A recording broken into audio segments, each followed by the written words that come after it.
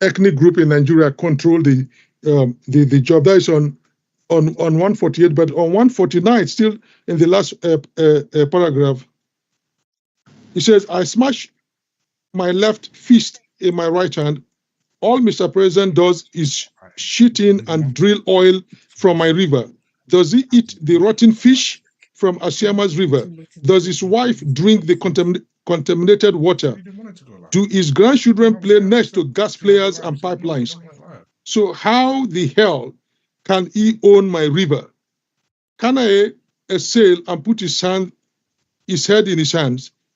And I thought you were doing all this to get revenge for 1997. I thought about it for a while. Maybe it is also a bit of that. Kanaye looked at me with sadness. You are no different from all the people you complain about. Doye, you are a mercenary, a vulture." So here, the author is not only saying that the external group, the majority group, are exploiting the Jaws, but the citizens of Ijaw land itself are also exploiting Ijaw people. And so if you then move on to page 238 to 239, the author takes us back to 1997 in the novel, where soldiers came in to attack Asiama because one of theirs was killed. And the result was that when they came to the waterside, they found a man about to ease himself. They arrested him and they said, "Look, I'm pressed, I want to ease himself." Then the soldier asked him to ease himself. And he said, "No, I can't do it now. You are pointing gun at me. There are people here." He said, "Ease yourself." He forced him at gunpoint to ease himself, and the soldier forced him to eat his excrement. Yeah. That's on page 238 to 239. The soldier forced him to eat his excrement. And that is very humiliating in front of everybody. Like, really, you guys cannot do anything.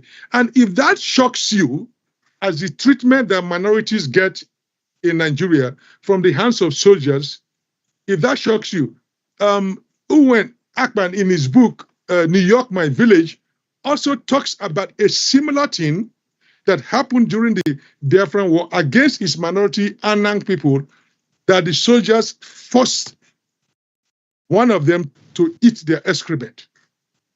And so this author is reflecting that. So if it's shocking to you, you could see how some minorities or soldiers that are in power subject Nigerian citizens to, right? So the author gets that. So this teaching about taking the oil from your place, and also you are suffering indignity. The novel talks about that. So then, what is my thesis for the novel? If you really want for me to understand the novel, I've read it twice, last year and now for this program. The novel is about humiliation. You see, it's very easy to see oil pollution, struggle, corruption, or so. Yeah, those are that kind of background. But at the core of this novel, and that's why I read those passages to you also, is the issue of humiliation. That when you are a minority in Nigeria, or even you are a citizen, your government or the people in power can humiliate you. And so we are always humiliating one another. And that's why it's easy for the Nigerian, it has gone into our psyche. That's why the first thing a Nigerian sees you on the road when you have a company, say, "Do you know who I am?" And that tells us about the trauma of a society that humiliates everybody. And so the person is quick to assert his or her dignity. That's where that question is coming from. Do you know who I am?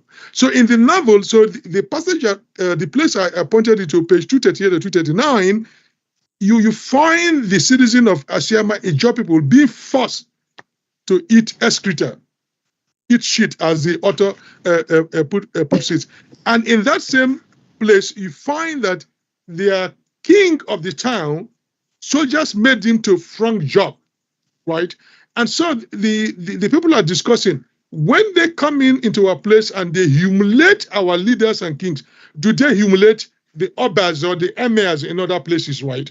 So even as crazy as they are, have they ever gone in to ask the leader of a northern community or other place to say front jump and disgrace him? So the author is talking about this is the seething humiliation, because if you read the novel, it's only towards the end you really know the spark that made all this Doye going about kidnapping or killing. He was there when this humiliation was happening.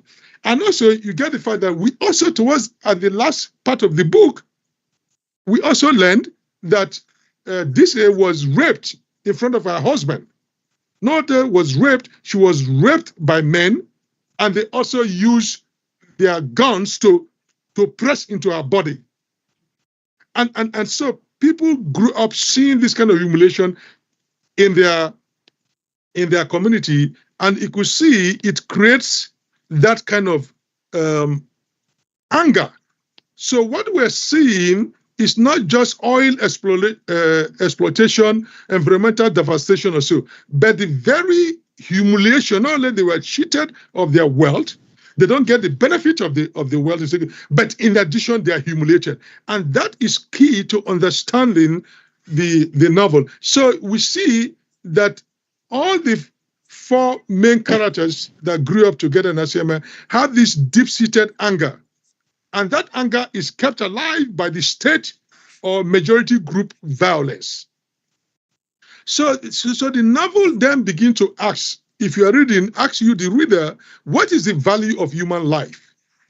Right? Because we see killings within the town everywhere in Nigeria. So you begin to ask, what is the value of human life? So the author is asking you that. And you see, in addition to the flaring of the gas, like they ask the oil company, do you flare gas in Libya, Morocco, or in America? It's because you don't value our life. That's why you flare those gas, right? And then you see the value of life again. I might be the one who studied environmental engineering or so in the novel, who has a PhD. The soldiers arrested him in the midst of trying to identify the killer of the white guy. They shot at his leg and left his leg to rot. At the end of the day, his leg was cut off. That also tells you they don't value human life. And by implication, the author is telling you they don't value your life, right? And then, but you see also how Doye, Dogman, also kills Snow White. You know, one of his trusted people, because he didn't really, he suspected him of something, he went ahead and killed him recklessly in the ocean, only to find out that he was not the spy or the one snitching or snitching on him. So you get that in the whole society, either within the Ijaw community, within the larger Nigerian society, within the institutions of Nigeria, there is less value for a human life. And so when you subject people to this kind of treatment over and over, injustice, humiliation, or so poverty, also in the midst of plenty, what does it cause you? It causes impotence. So the author uses maybe the impotence of maybe the daughter became impotent because his wife was raped brutally before him, and he became impotent for 6 years or more.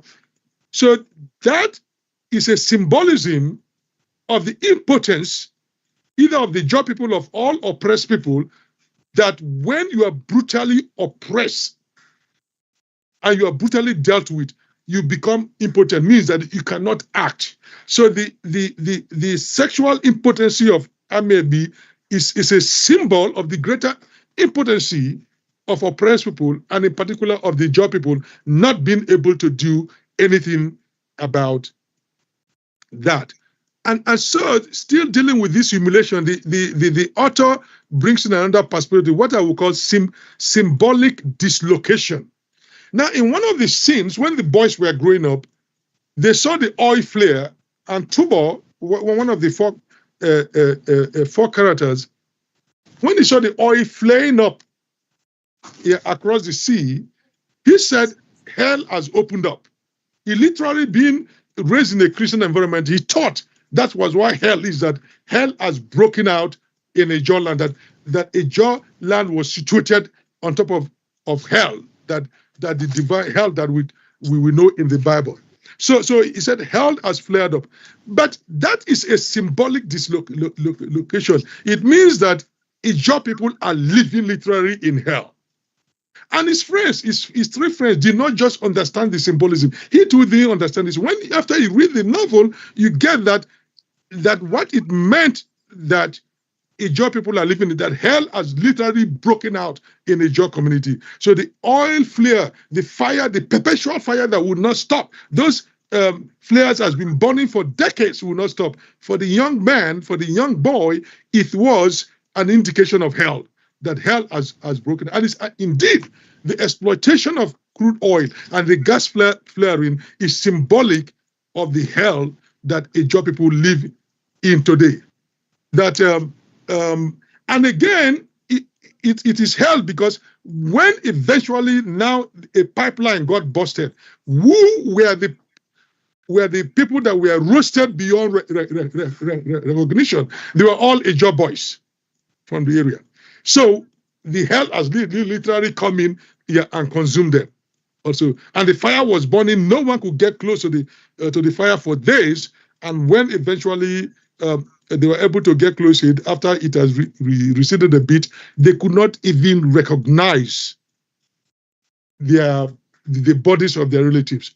So in a sense, with this oil exploration and the devastation it has caused to Ijaw people, do we still recognize ourselves in the things that we do?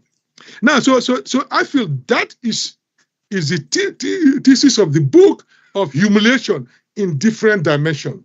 And therefore, the oil exploration, every other thing that is happening is just a backlog, the setting, the stage for you to get that. And if I'm not mistaken, the author doesn't directly talk about humiliation. It doesn't even, I don't think even the word came up or so. But that is what it's about. You have to read it carefully to see, since it happened, and then the book ends with where it should have started. 1997 was the beginning of all these things, but that is when you begin to know where the pain is coming from. And therefore, what is the reaction to that kind of humiliation? Is violence and cycle of violence, right? And when people suffer that humiliation and the violence, it kills their future. So their tomorrow died yesterday because humiliation already had robbed them of their future. That's why their future was gone before today.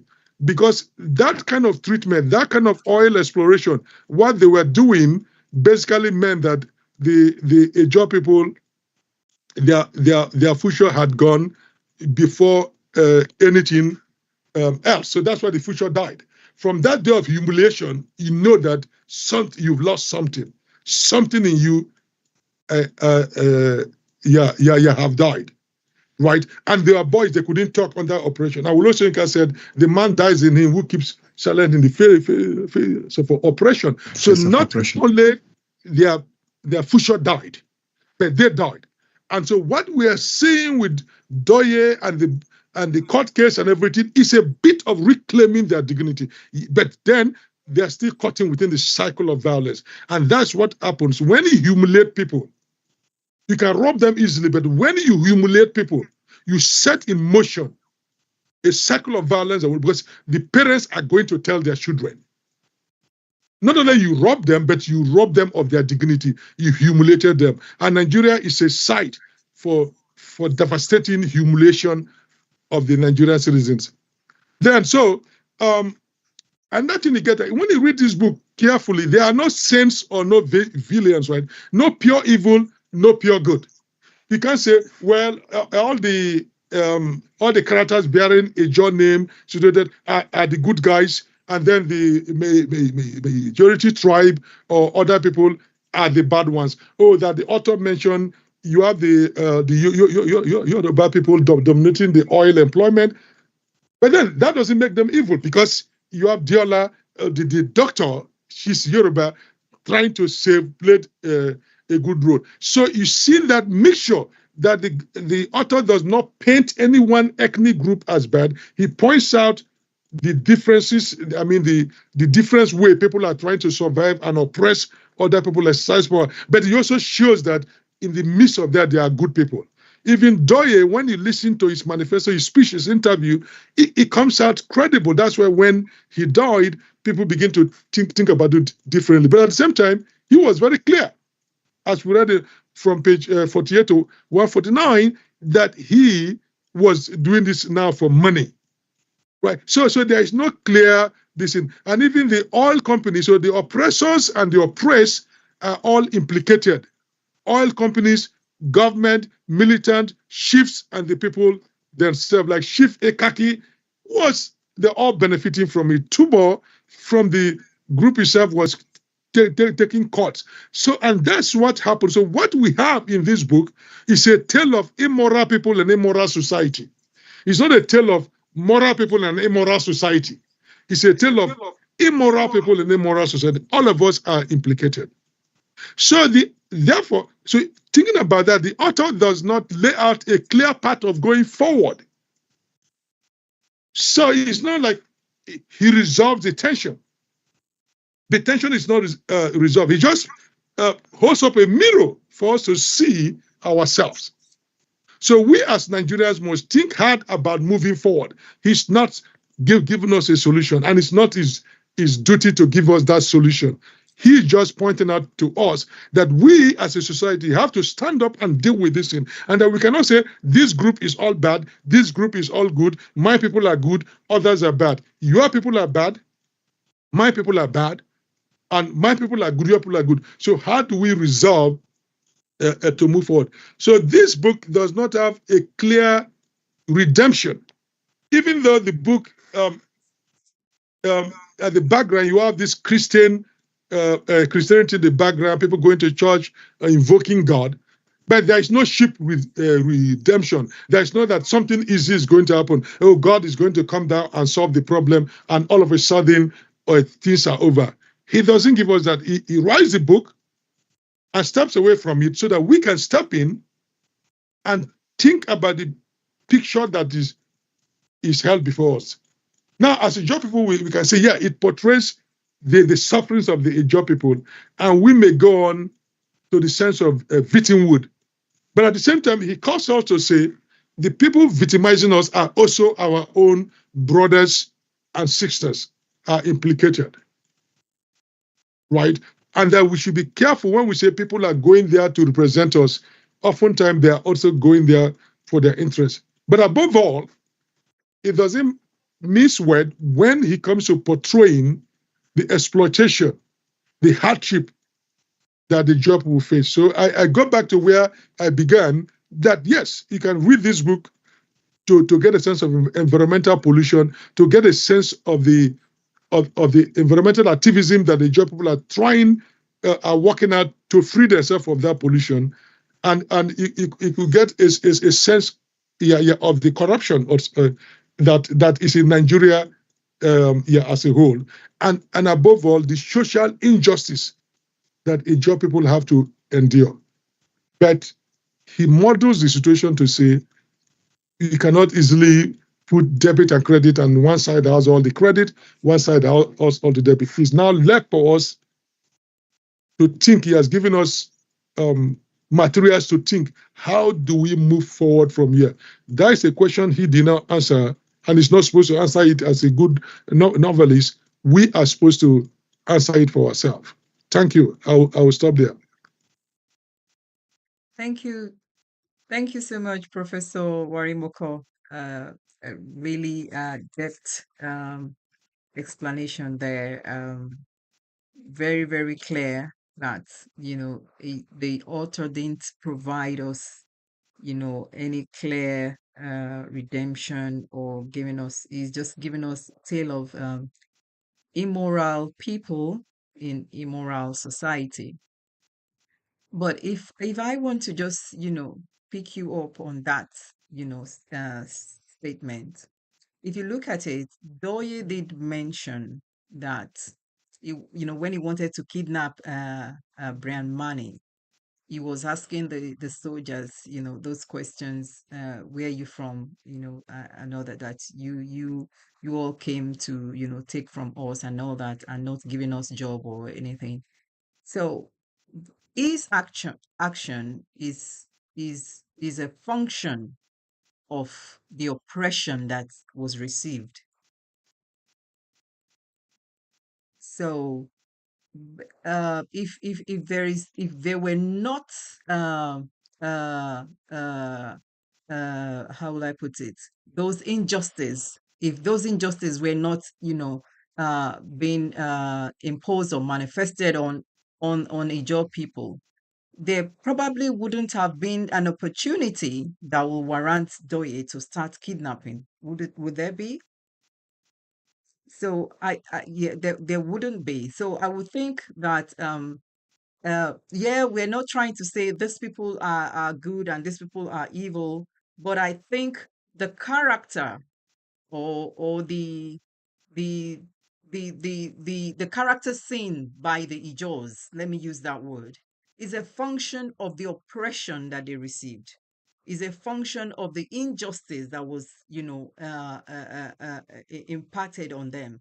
It's a function of the deprivation of their rights, is a function of that, that a thief has come to steal from me. So I think that the the reaction of the Ijaws, the character of the Ijaws, is a function that is not of their making. Let me use that word. Is a function of the visitors that came to take from them. Yes, and Um, probably go ahead. yeah, okay. So fine, but so you got to understand where the author is coming from, right? He acknowledges that. And then he says the people that put up themselves to represent the Ijaw people, he says at the end of everything, Doye said clearly that he's making the money for himself. Right. So we cannot take that. So the author is complicating the matter by saying, yes, you understand. So Doye by saying that we are reacting because you polluted the environment, you exploited us, that fact is correct. It's also correct to say that at some point, uh, um, Doye has gone into making money from the Yes. plight of himself. So the author is not allowing us to easily say, oh, this people is good. He's not diminishing the victim with the injustice of the job people. But he's saying, if you look at Doye's character, he's saying, wait a minute, first, Doye elected himself to be the speaker for Ijaw people. The author didn't give you the opportunity to say, well, the Ijaw people came and said Doye. So Doye got angry. Rightly, he's supposed to get angry. It's his own people. But we see in the process, he got derailed. He was now trying to make money for himself. And he will brutally kill an Ijaw man who he suspected also. And we also find that who are the people that betrayed Doye himself? They are the people, the same Ijaw people in the same group with him. So that's what the author is trying to say. And the author is pointing this out. We've seen it all the time. We elect politicians to represent us, say, go and speak for us, our suffering. When they get close to money, money begins to come. What do? They forget us. So it's not only that the Igbos, Yorubas, the Efik or Nupe, Fulani has a monopoly of bad people. The author is saying even the Jaws also have their own share of both good and bad people, just like any other group. And we just have to look in very well to say, are the people who we've elected or the people who say they're representing us, are they really doing that job? So that's what the author is. I'm not the author, but I'm interpreting. That's what he's doing to make sure that we don't come to any sheep conclusion about the enemy is is all bad, and our people, no matter what they do, they're all good. Part of what he's saying that when you look at it very closely, the enemy is both outside and it's within us. Absolutely. Thank you. Thank you, Professor Lemi. Thank you. We have somebody's hand up. Yes. Okay, Yes, let my me. name is Wapemi. Yes. Okay. Really like this novel as it highlights what's going on in our community, job community. The fact that he looks at it from four different perspectives. When I started reading the book, I loved the book. And for me, it's like for everyone, the major characters you see there, you know somebody, you can actually put somebody in that place. And these are not people that are far away from us. They're people within our community that we know. And because we know those people, sometimes we tend to give excuses for their actions.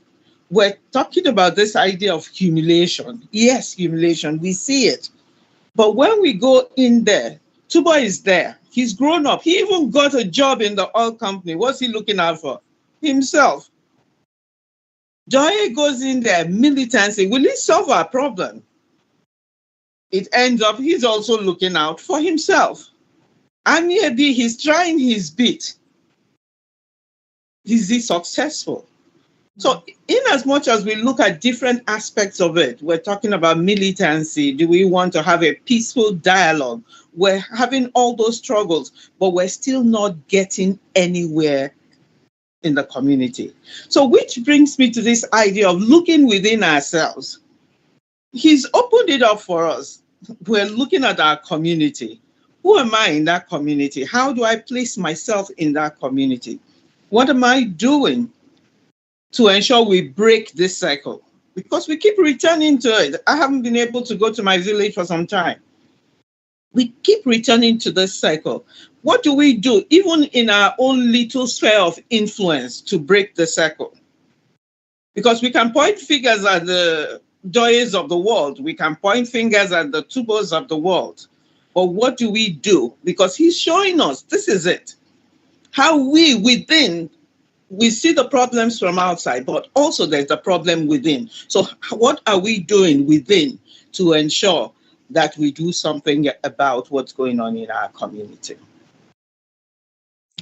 Thank you. So it's a Thank you. self-reflection for me. Thank you. Thank you very much. Thank you. Thank you very much. Good one. So please, if you have a question, just indicate by putting up your hand and I will call upon you. So to your question, which I mean, Wapemi, I'm really grateful for that comment because I've already outlined some things here, and I thought, okay, so with the book, yes, we've read the book, we've seen what's in the book, we have gained insight into what happened and what transpired, how our people behaved and everything, how our forefathers behaved in the 16th centuries or 18th centuries. So now, what do we do with this tool? Where do we go from this? So there are we okay. I want to take one of our fathers here, Professor Moffo. Yes, please go on to speak. Thank you, Sister. Thank you, Sister Benny, and thank you, Professor Nimi, for giving some of us. I have to admit, I haven't read the book, but I said I would still be on this meeting because being here may be a shortcut to understanding the book. And besides, I need to be here anyway. We all need to be here and encourage each other. As I listen, I mean, you've given me an overview of the book, and what comes to my mind is some fundamental things that we must always bear in mind. You will never be able to help yourself if you are wallowing in poverty. The situation the Jaws have found themselves over these years has plunged us into poverty by the worsening situation of oil pollutions and all the sorts of things that have made farming and fishing almost occupations that are no longer sustainable. You can no longer live as a farmer. You can no longer live as a fisherman in any Ijaw place because of the oil pollution and all the forms of environmental degradation that we are suffering. So poverty is at its highest level. And when people are poor, it's very difficult for them to unite. It's very difficult for them to fight for justice. It's also very easy for them to be induced. That is why you can find out amongst us, people get induced and they no longer have interest of the majority, but they become interested just for themselves, for their own benefit. And so one of the things that we should be more concerned with is how we can, in the best possible way possible, with the difficulties and the challenges that we will face, be able to get our people to have the understanding that if we are poor today and we are not united, then we'll pass on poverty and suffering to posterity.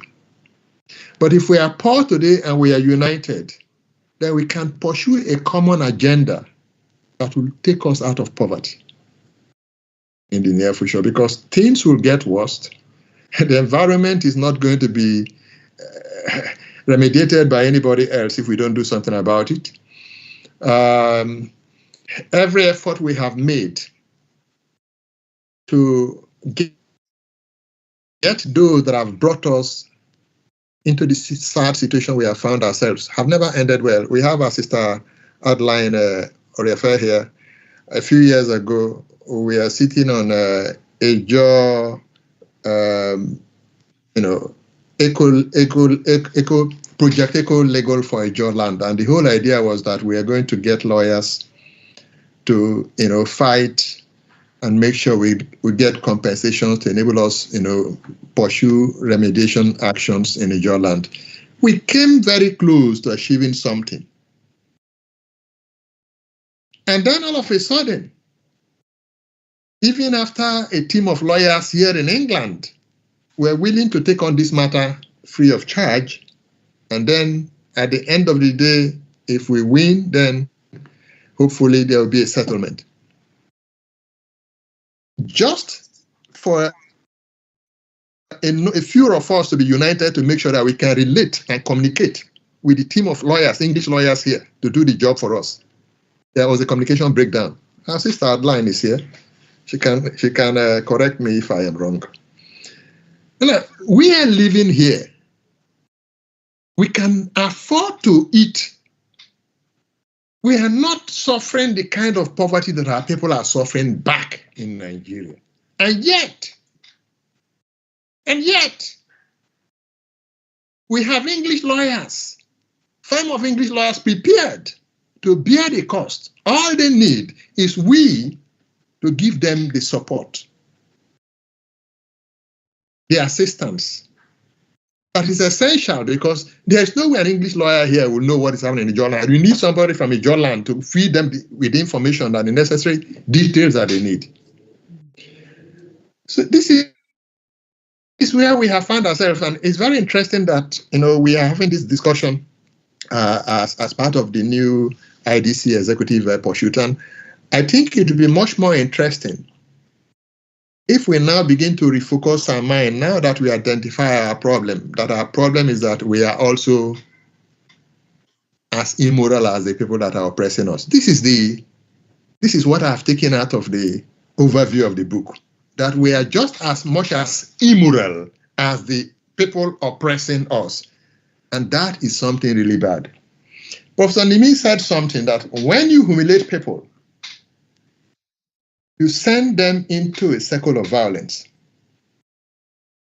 And I saw this when in 2003, October 7, Hamas went into Israel, killed 1,200 people, and then the Palestinians were celebrating. And I was very, very worried.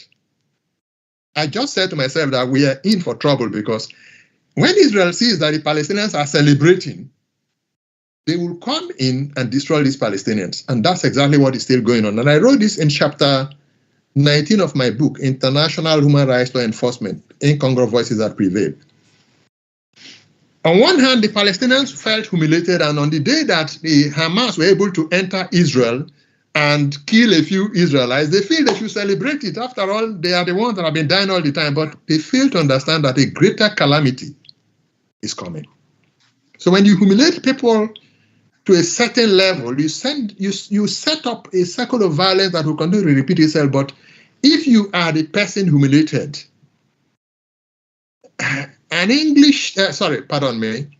one of the early church jurists, St. Thomas Aquinas, stated that the just war is a war that must be fought when there is a reasonable level of prospects. If the just war is a war that must be fought when there is a reasonable level of prospect, it means that we don't just plunge ourselves into a cycle of violence as a means of fighting back. Yeah. But we recalibrate ourselves in such a way that we fight to win, because a war is only just when there is a reasonable prospect of victory. If there is no reasonable prospect of victory, it's not a just war. And this is what is happening in Gaza now. Everything about Gaza is being destroyed. The Palestinians have 60,000 gone, and it's still ongoing. We don't want to find ourselves in a situation where the oppressor continues to have the upper hand. And we need to now begin to recalibrate our plans, our strategies in such a way that we can come out of this either by pursuing Ijaw sovereignty. So we have an Ijaw nation if it is achievable. I said if it is achievable because under international law, a state can only be recognized if it has territory, population, government, and is able to enter into relationship with other states. The way we are just scattered everywhere. And how do you really get a Ijaw map and achieve a territory that can actually be accepted as this is a Ijaw nation territory? We have that problem. We'll have a problem there. Except if we are willing to cut off some Ijaws, and then you have a Ijaw nation that leaves out some other Ijaws, because Bayelsa, for example, can be an Ijaw nation. It has got a territory that is not disputed with anybody. The borders are not disputed. And then maybe expanded to some parts of Delta State and River State. But we have a problem. If we say we want to pursue a Ijaw nation agenda, which would have been the most sensible thing to do, and is still something to pursue, we'll have a problem of territory as far as international law is concerned. We don't have a problem of population. We don't have a problem of government. We don't have a problem of the ability to engage with other states. But we'll have a problem of territory, except we agree among ourselves that, yeah, you also Ijaw, but because you're in Ondo State or because you're in Edo State, you will not be part of a Ijaw nation, but we will still recognize you as part of our family member. But for the purpose of making sure we don't entangle ourselves in a situation where there will be border and territorial disputes that will deprive us of sovereignty, then please stay away from. So we need to begin to look into practicalities of coming out of the entanglement of being victims perpetually, as it is, seeming to be the case in the hands of oppressors. And I guess the other thing we probably need to do that we may probably have a leeway is, to take a stance. There is no reason why we cannot take a stance to emphasize that any multi-national corporation in Ijaw land should have Ijaw senior executives as well, not longer just cleaners. You have Ijaw people that are graduates, that are security guards and cleaners in LNG. And then you have people that have the same qualification from Nigeria, not expatriates. The same qualification, sitting as senior managers and directors. We should not allow that. Those are some of the things we can practically pursue and achieve. Otherwise, our story will just keep being repeated in the same order, where we'll say, well, the people oppressing us are immoral, and we too were immoral. I think the people are oppressing us are greater in their own immorality than we that are the victims. Thank you. Thank you so much, Professor Monfort. We're so grateful for your thought-provoking statements, I would say. Thank you so much. Um, if we have more people that want to say something before we get any hands up, I'll just chip in this. The book is so interesting that I, I'm like, really, can a book be this so simple and interesting?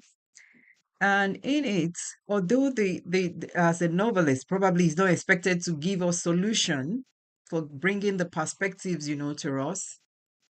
I think, there should be some highlights. And this is, the highlight that I think, the author needs to have a second edition of this book.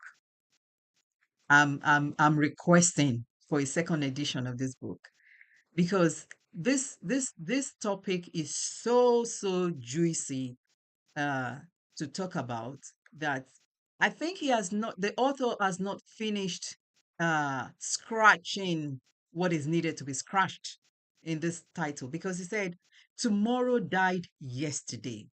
That title is like it made me speechless. The title made me speechless because I use that title as one of my own slogan in life. That kind of guides me and helps me to be focused. So, in respect to the Niger people, Niger Delta people, the Ijaw people, I will want a second edition of this book.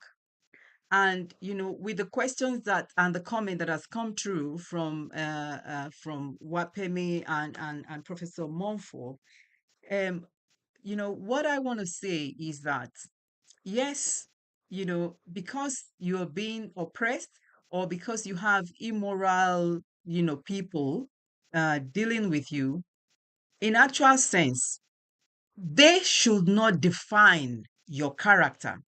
Although I agree that it is what is being done to the jaws that kind of is a function to their own reactions.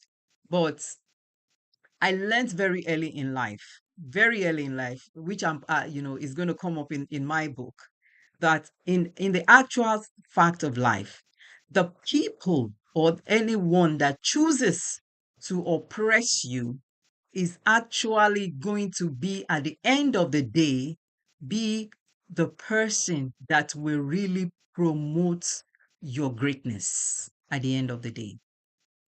Why do let me explain this. Now, I look at it from a marketplace perspective. There is a trading rule. You see an orange seller. An orange seller has an orange to be sold, has an oranges to be sold. And you that is thirsty for drink, for fluid, you need this, fluid to satisfy your thirst. Therefore, you will have the respect to want to pay for that orange to be given to you. So, looking at the oil company and the Ijaw people, I'll say that, the rules of the marketplace has been defiled. The rules of marketplace have been defiled. That's why the Ijaws are, reacting like that with kidnapping and all that. But that shouldn't be the case. That somebody is not paying you for your orange shouldn't be that you have to now kidnap and all that and all that. You should you should be able to demand for what is rightfully yours. And what is actually rightfully ours in a jaws? It is not compensation, because compensation are just temporary. They are just something to just satisfy your current thirst. What is required is that the rule of the marketplace should be established. The trading places, the rule of trading should be established and manifested. The human rights, the rules of human rights should be upheld and made, and brought to the attention of the oil companies and the government. Um, involving international criminal law. These are things that we can embark on, as a people, as the Ijaw, ethnicity. This is what we can do. So rather than, because it's like saying that because somebody steals from me, I'm going to steal from you, and that's what Doye did. Unfortunately, the white man, the Englishman died in his hand. Now, not his fault, but it is his fault at the same time because he kidnapped somebody, not knowing that he had, underlying health condition. So the appropriate way to respond to things is not for you to be what your offender is, because that's what basically we are doing in the Ijaw now. Because they are stealing from us, they are not, so we should steal from them, we should kill, we should. No, that is wrong. Because I shouldn't become a thief because a thief came to my house. Yeah, if I may intervene, we're going to be very careful. It's the characters that kidnap, not the Ijaw people. Okay, The yes, Ijaw it's the people characters. are not kidnappers. We can't say Ijaw people are doing this, right? It's the character we're talking about. So we should be very careful not to move from the book and now says Ijaw people are reacting by kidnapping people. Ijaws are not kidnapping anybody. Okay, They are also victims of the same kidnappers, right? So Ijaws are not reacting by killing people. As a matter of fact, as the novel shows, they've been basically be patient and almost like driven to the point of impotence, but they still have fire in them. So it's the character he shows to pursue. So we have those characters within our community that they don't speak, they don't say everything for the Ijaw stuff. And to answer your question, and this is where our fight is, they will tell you it's not a case of breaking market rules. No, see, so if you understand the fight that is going on as a way of, they don't allow market to operate, then we've fundamentally misunderstood the struggle. Because what Morpho said at the beginning, the Nigerian government passed a law that the oil and the land belong to them, not to the ethnic group. So because in a market economy, before it can establish exchange, there has to be property rights. That you cannot trade what you don't have. But the government says land, everything up to 200 miles away from the shore belong to the federal government, even the Land Use Act, everything. So that is what Morpho is saying. We need a struggle to establish property ownership of our land. Yes. And sovereignty, because they will tell you, the oil company will tell you, it's the federal government that owns the land that gave them the deal and asked them to pay this social amount they pay to government. So fundamentally, the market is not even allowed to operate, because in states here in America or so, if oil is found in your land, it's your property. But Nigeria has refused to recognize that the land of your ancestors, technically by law, belongs to you.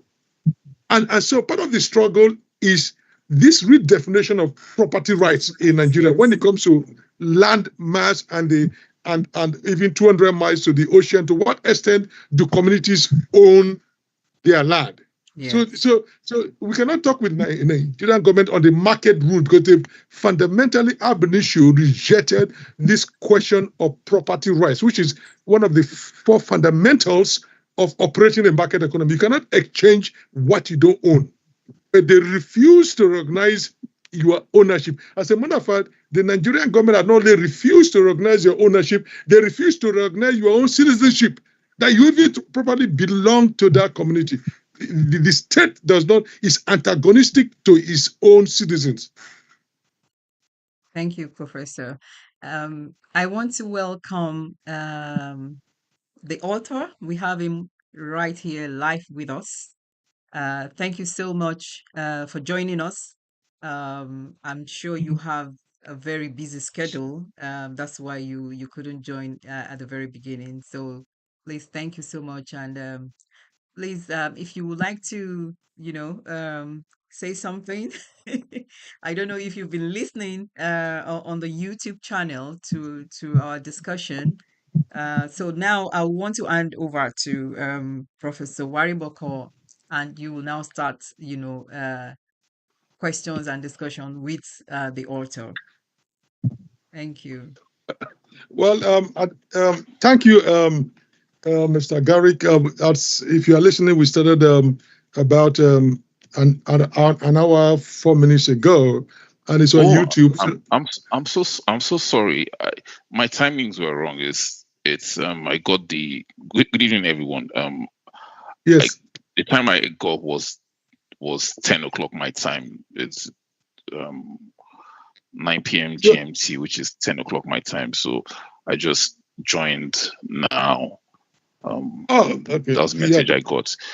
Oh, I'm sorry about that.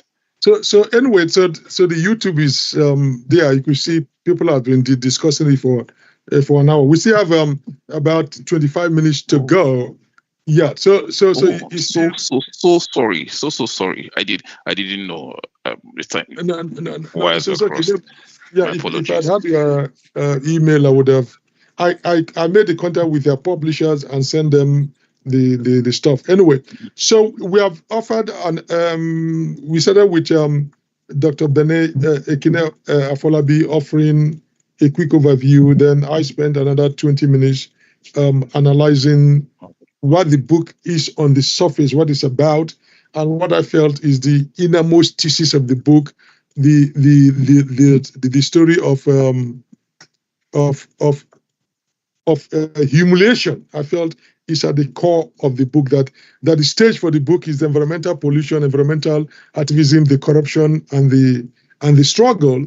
But we said at the core of the book is a reaction to sustained humiliation of the community, Asiama community, and by implication the Ijaw community. And we had said that part of that humiliation, my reading of that humiliation, if you read page 149 to 150, the edition here, but in the US, and page 238 to 239, you see this issue of the man Gorimakpa forcing one of the people in 1997 in the novel to eat his excrement, right? And also we see the frog jumping of the king, and also the raping of Dize, right? So, and other things. So you find out that the end of the book, as I interpreted 97, shows this thesis of humiliation, and therefore that created a cycle of violence, and the community is reacting. And we said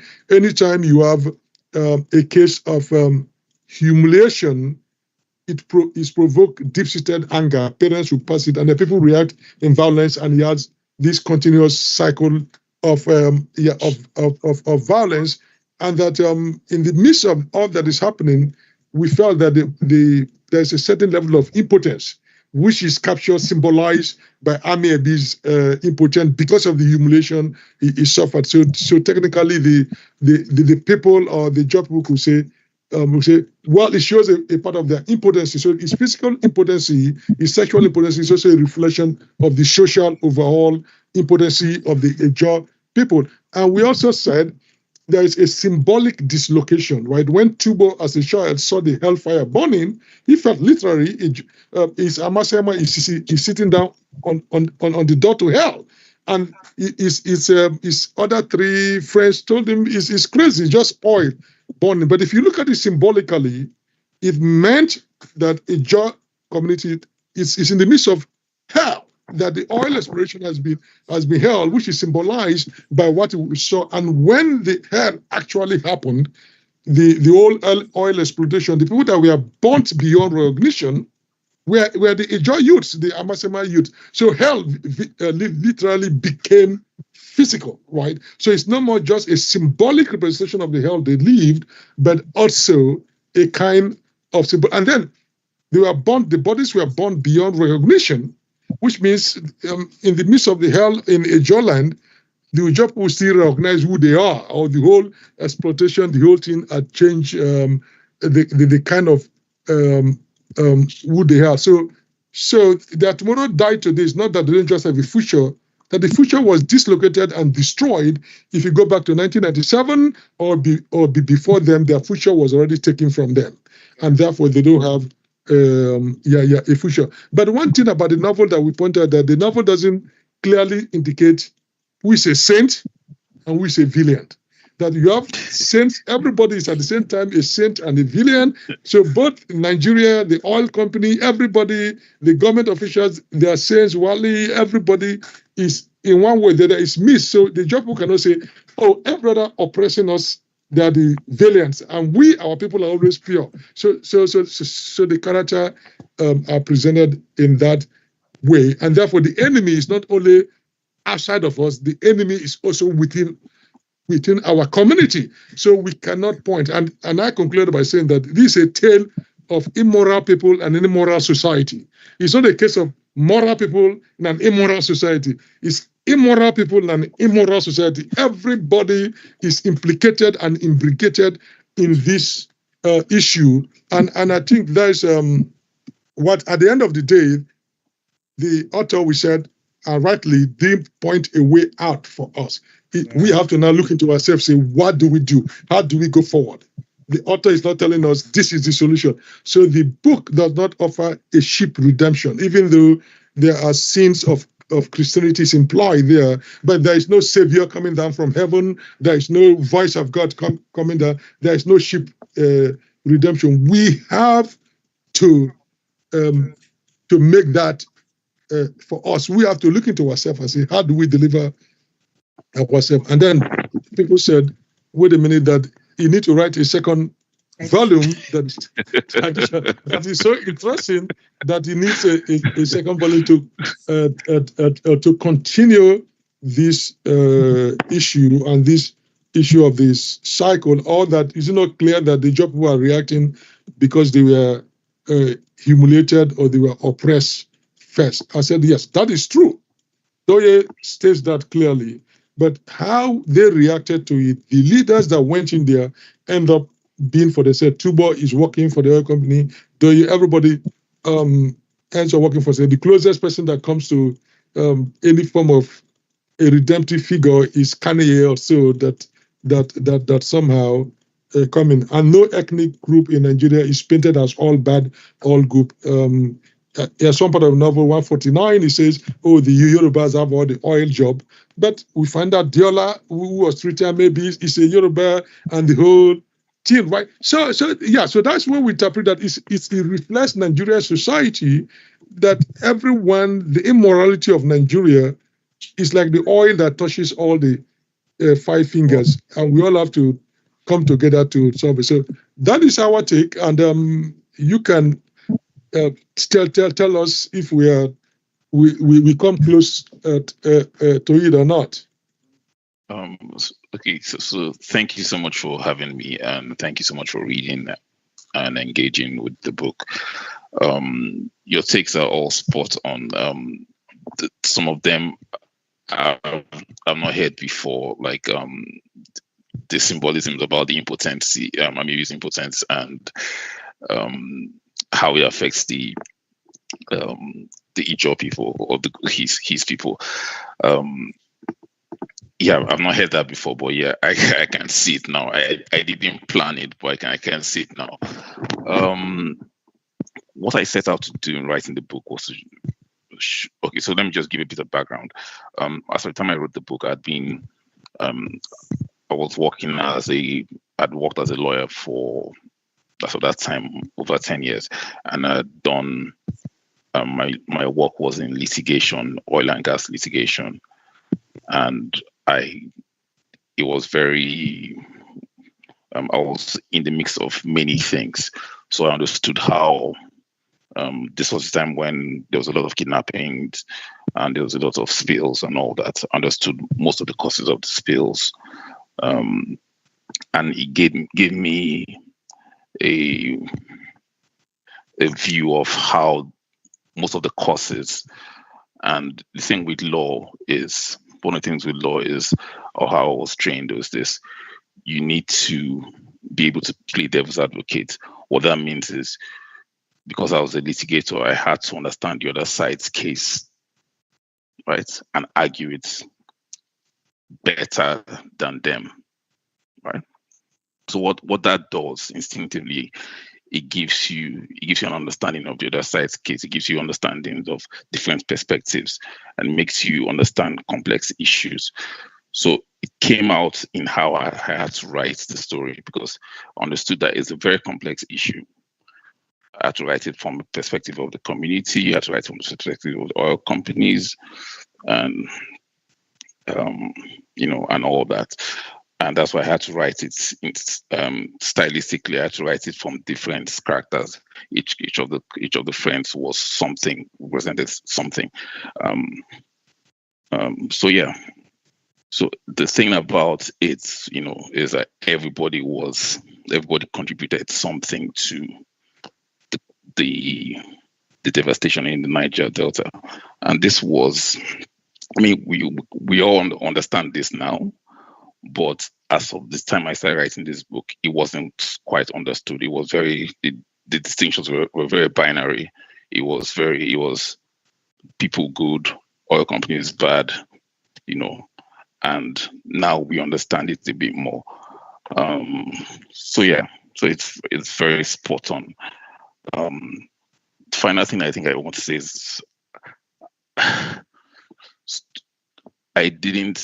couldn't give any solutions, simply because I think I gave some solutions at the end, one or two paragraphs at the end, and when maybe comes out from when he comes out from prison and he gives that speech and all that. But it's the work of literature is not to give solutions.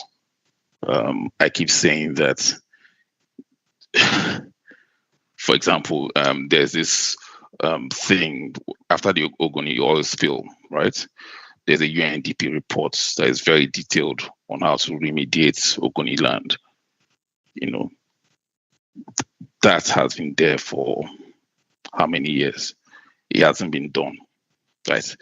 That is a solution that hasn't been done. Tomorrow died yesterday. Literature is not the solution. What literature does is it touches people on an individual basis. It makes people think. You understand? It's to say, okay, to rethink things, to reevaluate how they see things. But it doesn't proffer.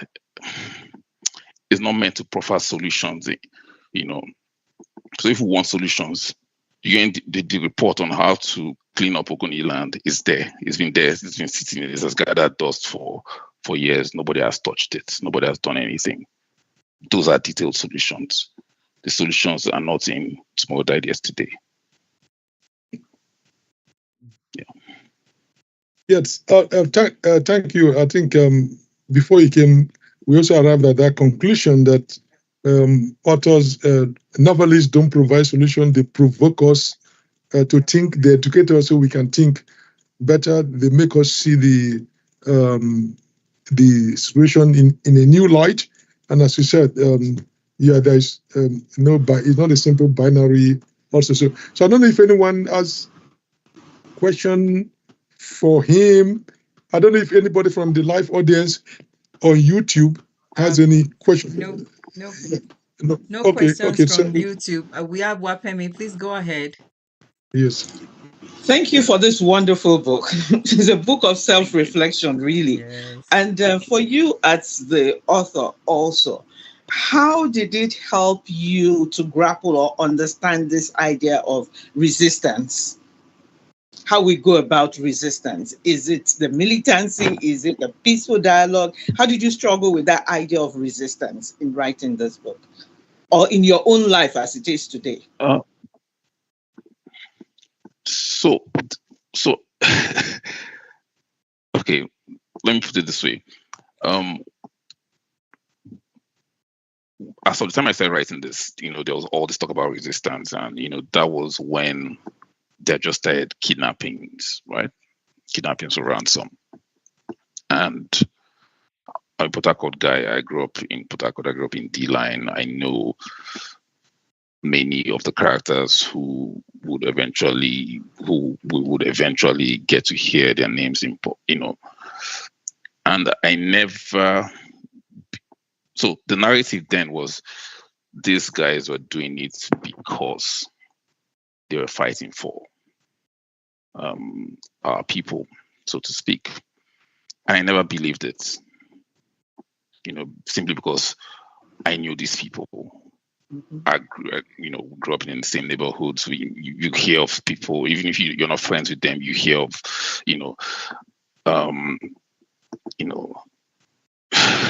So I never believed, I never from the jump believed that militants were fighting for people. It was different with, for example, with Cancer Weaver and certain members of Mossop, right?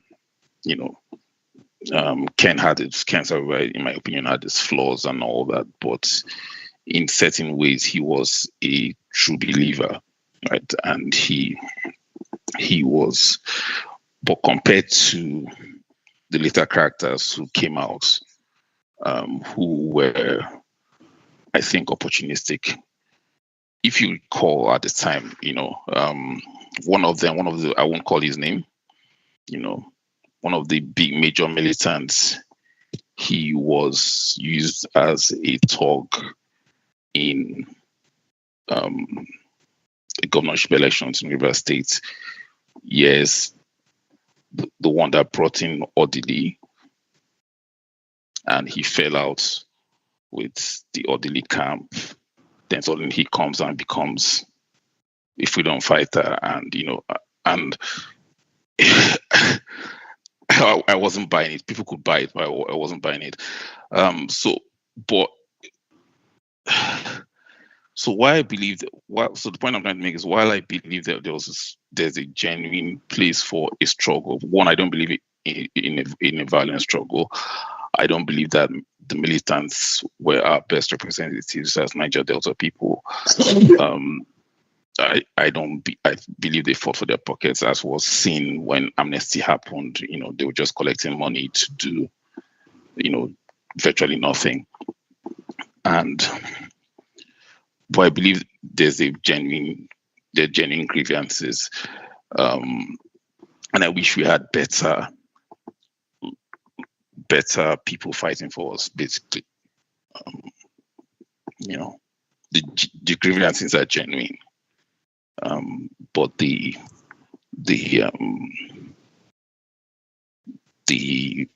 personnel or the people who are fighting, I'm not sure. I've never bought it, and I think time has, proved me right, because if you recall, at first they started kidnapping white people, and everybody was like, yeah. People were like, yeah, they deserve it, Then when the white people left, they started kidnapping, us, the rich people first, then it went down to the middle class, then it went down to, so. Thank you.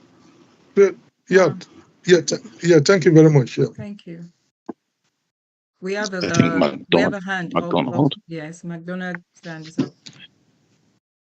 Thank you. I just want to thank the author who have taken time to throw some light into his motivations for writing the book. I'm yet to read the book, but the title attracted me, and I can tell you that I have got a copy, and it's just a matter of time, and I'll read through it. But I want you to do us a favor. You have written it from a literature point of view. I want you to put on your legal hat now. And you know, in law, when we look at criminal law, we talk about but for and causations. Now, if we were to ask you to give us a solution, what will be your solution? It's not in the book, but now we're looking for solutions. I would say for solutions, I would say I'll quote this guy. There's this. Don't quote the oil, the environmental UN I'm not quoting. environmental. I'm not quoting. I'm not quoting an environmental guy. I'm quoting a guy who is an economist. His name is Thomas Sowell. He's an American economist. He's a Black American economist. It's this thing attributed to him. He says there are no solutions, only trade-offs.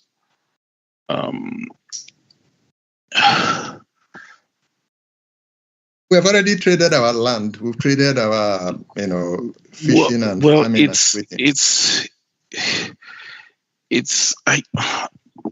Solutions are going to be complicated.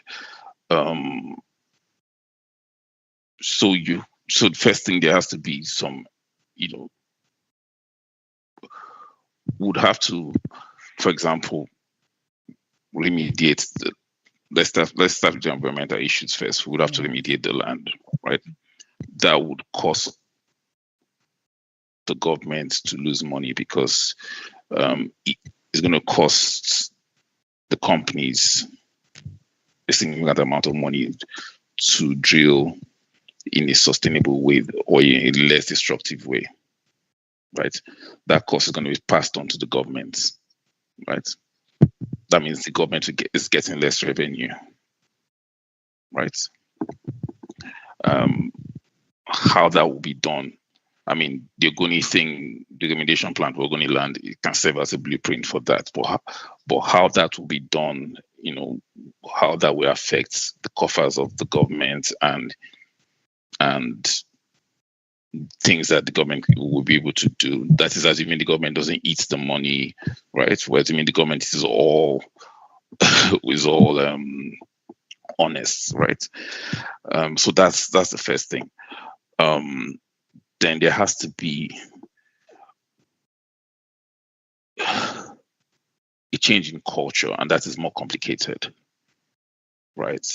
There has to be a change in culture in terms of people who are not, we need to change our value system. So one of the things I complained about when this book was published, right, sometime after, just immediately after this book was published, we started Amnesty, right? And when I used to do book readings, people used to ask me about Amnesty, and I said the way it was being done was terrible.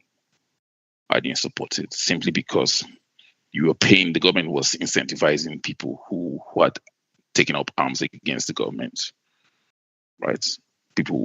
And I said, look at it this way.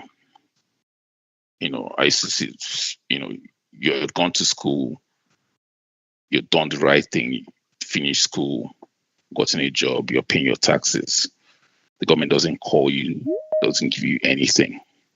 The government has now incentivized a whole generation of people who took up arms, who probably it wasn't that some of them were educated, some of them were not, some of them just became thugs, right? And it was paying them, and by that time it was 65,000 a month. You've done this thing across a whole generation of people who believe that they're entitled to money without working. For people who have gone to school and done the right thing, right? They will think, how would I go and be a militant? Right? And that's the incentive structure, right? So how do you change that? Because you've done this to a generation of people. You've done this to a generation. How do we change that? And it's hard. It's something that would be there are no easy answers to that. It's the same thing. Like, for example, anyone well from like well that is, assuming most of us have lived in the Niger Delta, or been to places in Niger Delta. It's like, what happens when an oil company, how an oil company goes to, let's say, a community that used to fish, and maybe opens up a base there, right? Even if there's no spill, right? What happens? How the community changes socially, because all the people who would have fished, all the people who would have farmed, all the young men will decide to work try and start looking for jobs in that company. How it affects women socially, where people who would have maybe hustled in one way or the other, it now starts a culture of maybe oil company boys now come and spend money and all that. And this is without skills. This is without anything, right? Just think about how those cultures change. Because I've seen this happen in several places. So it's the answers are not very complicated. You understand? And we have to think deeply about what we need to do, right? Then, of course, we've now started talking about infrastructural development that we need to do, which is a thing. I say, look, I keep saying we need to divest from oil. We need to, because what happened with oil is that it kind of made us mad, that we didn't understand, we didn't decide to do other things. I'll give an example. My favorite example I used to give: when Goodluck Jonathan was president, our brother was president.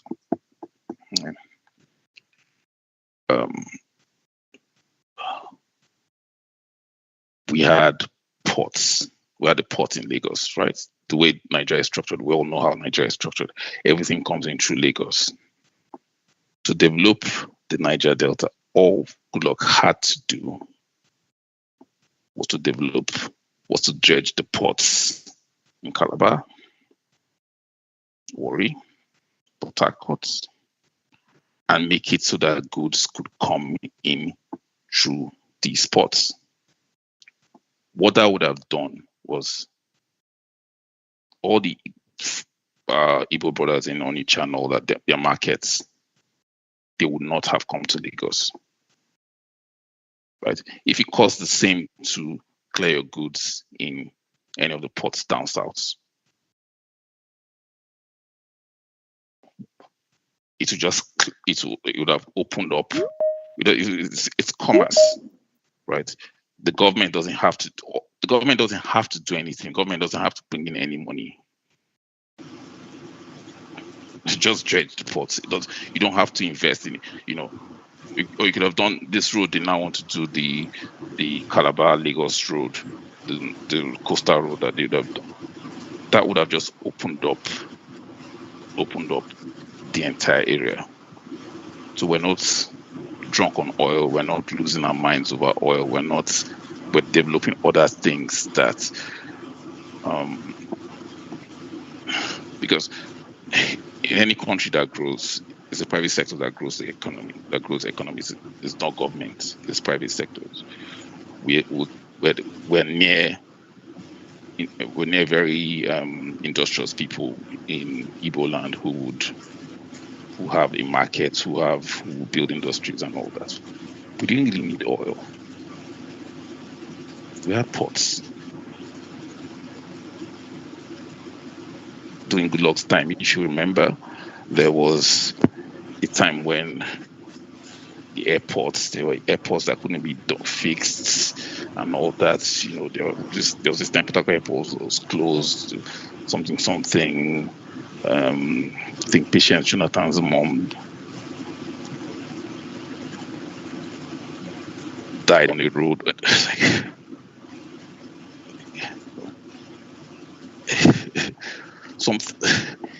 terms of infrastructure, we have oil, right? Oil is going to finish one day, right? What we need to do now is to use the money from oil to transition, to build infrastructure around us that will help us transition. If we're making money from trade, nobody would, care about oil, because most of the oil money comes into the government's pocket anyway. If you're not working for the oil majors and all that, or you're not working for the other industries that rely on oil, it doesn't really concern you, right? So we have this thing where, because that's the main thing we see, we're only focused on that. Mm-hmm. Yeah. So long-winded answer here. I hope I Thank you so much. Thank you, Mr. Garrick. I know that if we have to continue analyzing this book, we probably wouldn't finish even in 3 days, because there's a lot to talk about. There's so much insight to analyze about the book, and there's so much, aspect of solutions that we have to weigh and look at. So thank you so much for this, for chipping in your perspective, as well as trying to give us a little bit of solution, to the situation. I have the former president of IDC, Professor Mondigold, the very person that started IDC. Daddy, how do I go online? My volume is off. We can hear you. Really? Okay, Yes. very good. Yeah. Very good. Well, this is a wonderful moment. I was tied up in other activities, and I want to first of all commend Dr. Ekine for your dedication in keeping us posted to attend this event. I want to thank the president, Professor Nimi Wariboko, for this wonderful program. I want to thank the author himself. We want more writers. We need more authors, because we have to tell our story. We have to tell our story. So the more people committed to this journey in expressing discussing the predicaments, the issues in the Niger Delta, the better for us. And I am personally looking forward to reading your book. And of course, we collectively encourage you to keep writing. Keep writing. And so I've not had the opportunity to read your book, but quite a number of people on this platform, which is a global representation of our brothers and sisters, is encouraging. I see an individual, Pastor Dr. Mofo is here, and from Europe. It's encouraging. Yes, sir. I have also seen Professor Ezekiel, Emmanuel Tam Ezekiel Hart on the platform, participating from Australia. It's encouraging. So evidently, your book has reached quite a number of people in various continents. And I believe that will give you the courage, or the encouragement, should encourage you to keep writing. Now, in as much as I've not read your book, there's something you said in passing that requires a deeper reflection.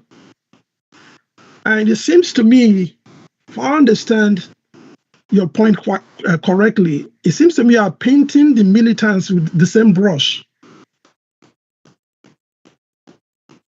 If I understand you correctly, it seems to me that the activities of the militants, for me, I generally like to call them freedom fighters. In the Niger Delta, it seems to me have done what you think they shouldn't have. So it will be quite interesting for us, for you to shed more light on that, because there are different militants in different parts of the Niger Delta.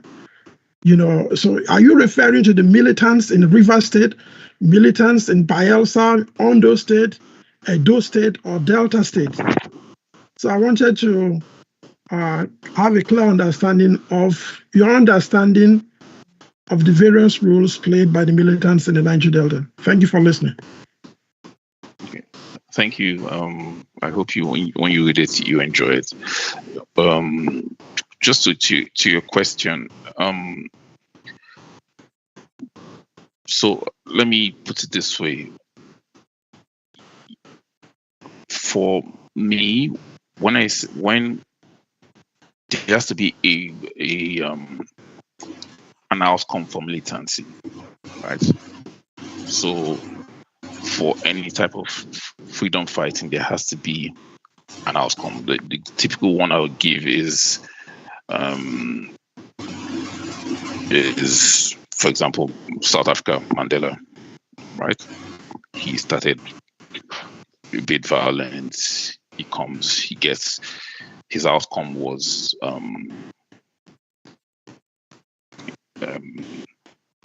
an independent South Africa, end of apartheid, power to his people.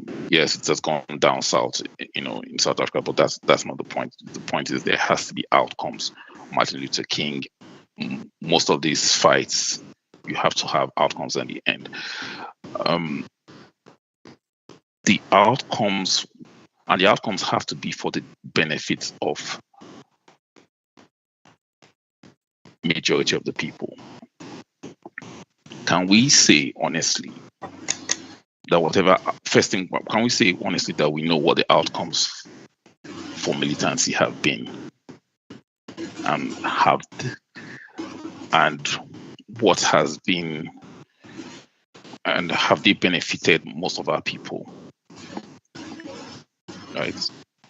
Because majority of the outcomes have been, in my experience, right? Excuse me.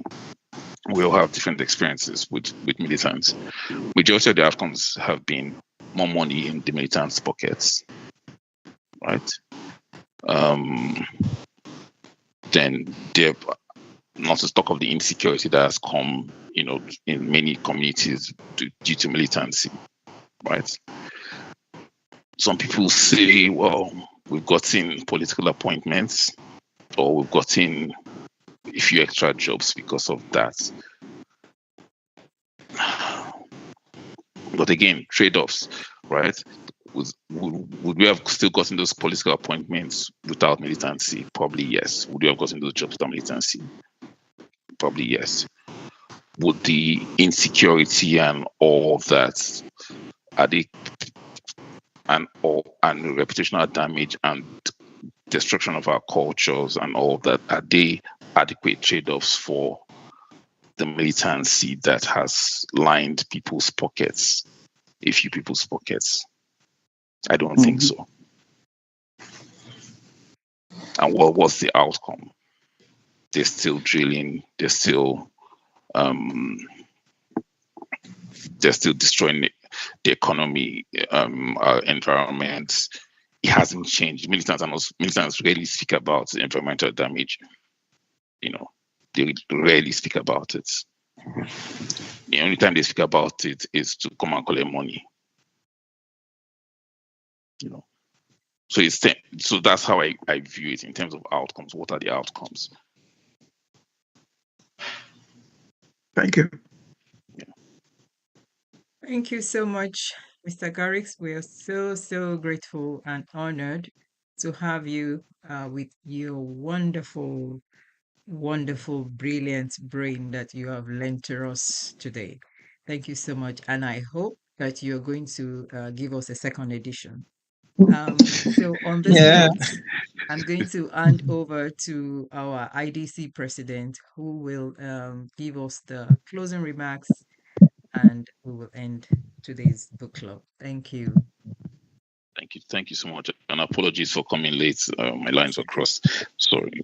Thank you so much for having me, and I really appreciate all the kind words and the engagement and reading my work and all your time from different parts of the world. Thank you so much. Thank you. Yes, thank you, Mr. Garrick. I mean, you came in at the right time. I mean, we spent 40 minutes with you, and that's probably a good chunk of your time. So, well, you gave us, at least without your presence, we can discuss the book before you come in. So that is a good thing, so that we are not intimidated in analyzing the book. We really thank you for the 40 minutes. You people are the ones who intimidate me. I can't intimidate you people.